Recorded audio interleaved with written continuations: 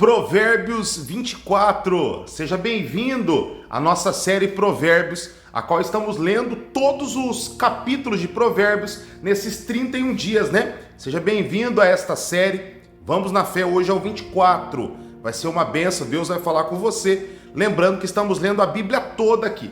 Faz essa aliança de ler a Bíblia toda comigo, são 10 minutinhos só por dia, um capítulo por dia vai abençoar muito a tua vida, porque a palavra ela sustenta todo o universo, tá bom? Vamos lá, diz assim o versículo 1, né? Não tenha inveja dos homens malignos, nem queiras estar com eles, porque o seu coração maquina a violência e os seus lábios falam para o mal. Com a sabedoria edifica-se a casa, e com inteligência ela se firma. Olha o versículo 3, que bacana. Com sabedoria, está falando assim, que edifica-se a casa. Então eu e vocês, todos nós temos uma família. E a família, para ser abençoada, nós precisamos de sabedoria.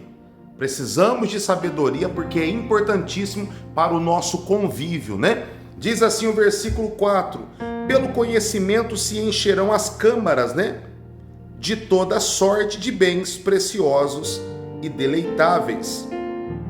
Mas poder tem o sábio do que o forte, e o homem de conhecimento mais do que o robusto. Olha que interessante, falando aqui sobre a sabedoria, Deus exaltando a sabedoria, falando assim que a sabedoria ela vale mais do que a força. Lá no livro de Eclesiastes fala assim que, coloca bem em prática isso, fala sobre uma ferramenta, né? Ele fala, se uma ferramenta não estiver afiada, uma faca, por exemplo, você vai ter que fazer 2 vezes mais esforço para realizar um trabalho, uma enxada, um machado, lá fala machado, né?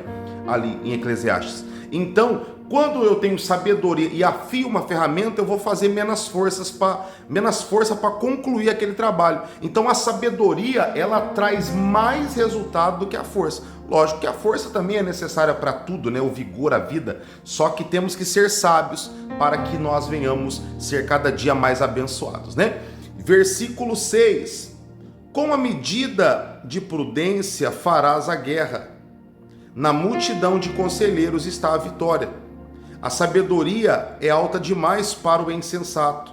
No juízo da sua boca não terá palavra. Ao que cuida em fazer o mal, mestre de intrigas lhe chamarão, né? A pessoa que é intrigueira. Versículo 9. Os desígnios do insensato são pecado, e o escarnecedor é abominável aos homens. Olha o versículo 10 de Provérbios 24. É algo muito forte, isso aqui é uma palavra rema, né? Uma palavra que eu carrego dentro do meu coração já faz anos, ó. Se te mostra fraco no dia da tua angústia, a tua força é pequena. O dia que você está angustiado, se você se diminui, se você se fecha, se você se mostra fraco, a tua força se torna ainda menor. Agora, se no meio da angústia, no meio da luta, você pede ajuda a Deus, pede ajuda ao Espírito Santo e vai para cima, você sairá com mais facilidade daquela situação, tá bom? Versículo 11. Livra-os que estão sendo levados para a morte e salva os que cambaleiam, indo para serem mortos. Se disseres, não soubemos, não o perceberá aquele que pesa os corações? Não o saberá aquele que atenta para a tua alma? E não pagará ele ao homem segundo as suas obras? O que está querendo dizer aqui? Está dizendo o seguinte, quando você pode fazer o bem para uma pessoa, ajudar uma pessoa, faça isso, porque se você fingir que não está vendo, Deus que sonda os corações, ele vai saber a tua atitude, porque Deus ele analisa as intenções do coração. Então pense sempre nisso, o que você pode fazer de bom para uma pessoa, faça, porque vai ter retorno para você, tá bom? Diz assim o versículo 13, filho meu, saboreia o mel, porque é saudável, e o favo, porque é doce ao seu paladar. Então sabe que assim é a sabedoria para a tua alma. Se a achares, haverá bom futuro, e não será frustrada a tua esperança.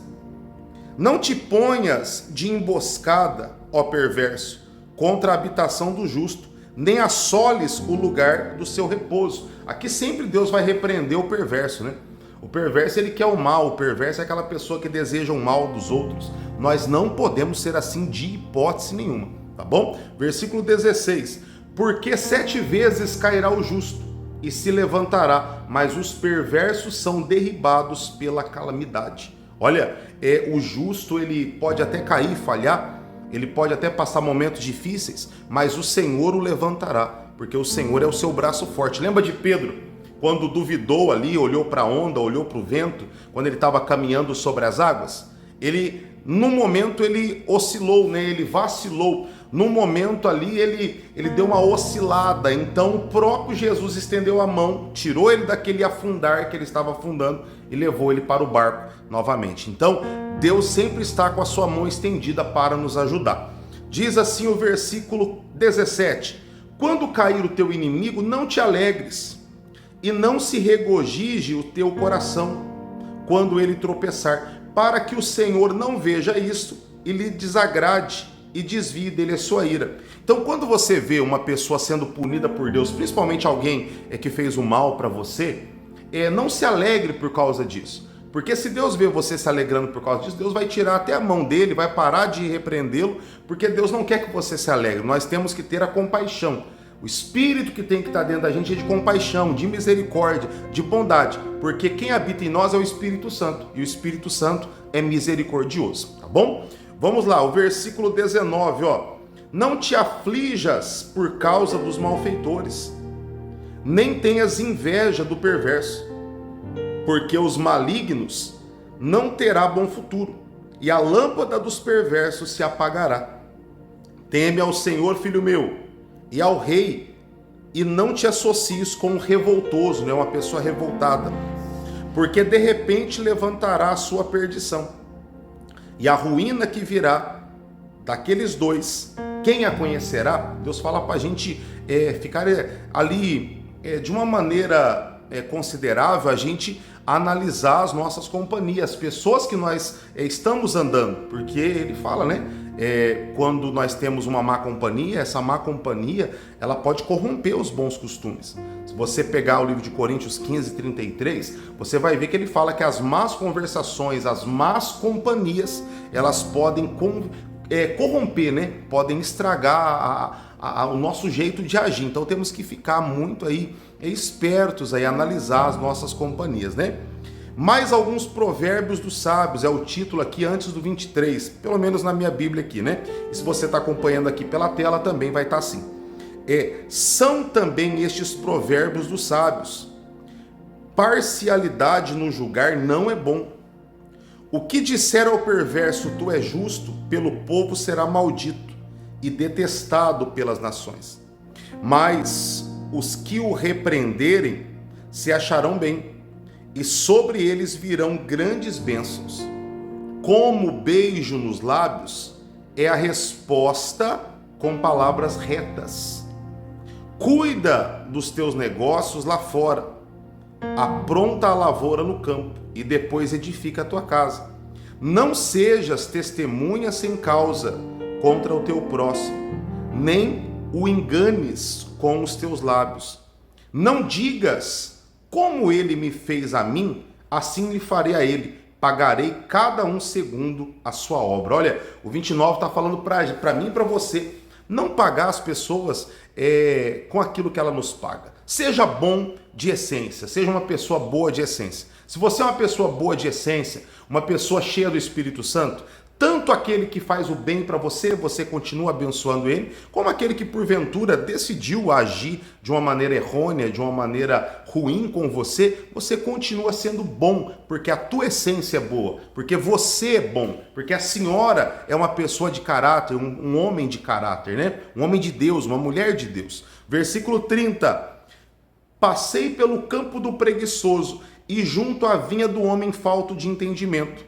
Eis que tudo estava cheio de espinhos, a sua superfície coberta de urtigas, e o seu muro de pedras em ruínas. Tendo visto, considerei, vi e recebi a instrução. Quando você vê uma pessoa, algo ruim, Deus ele quer que você veja e que isso sirva de instrução para você.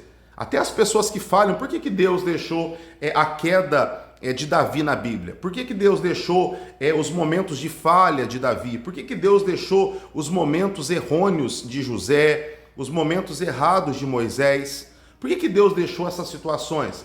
Por que Deus deixou coisas como essa, o dia que Pedro o negou? Por que Deus deixou tudo isso? Para mostrar para a gente que até os erros dos outros servem de exemplo para mim e servem de exemplo para você, tá bom? Aí ele continua dizendo assim, ó, versículo 33. Um pouco para dormir, um pouco para tosquenejar, um pouco para encruzar os braços em repouso. Assim sobrevirá a tua pobreza como um ladrão e a tua necessidade como um homem armado. Olha que interessante. Eu e vocês temos que analisar sobre isso. Nunca se apoie em pessoas que não estão fazendo nada.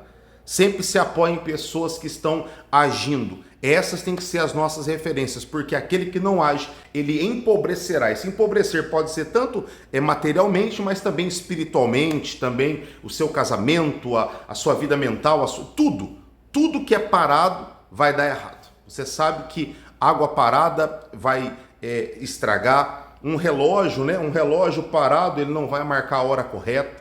Então nós temos que estar em movimento. Um coração parado, um coração sem ação, ele quer dizer que a pessoa morreu. Então eu e vocês temos que estar em movimento. O nosso sangue, ele tem que estar em movimento no nosso corpo para sermos abençoados, tá bom? Esse foi o provérbio de hoje, provérbio 24. E eu quero aguardar você aqui amanhã no provérbio 25, para a gente ler o provérbios todo e detalhe, ler a Bíblia toda comigo dessa forma aqui, simples, objetiva, 10 minutinhos por dia, tá bom? Te aguardo amanhã, tá? Ó, beijo no seu coração, até amanhã, um forte abraço do seu bispo.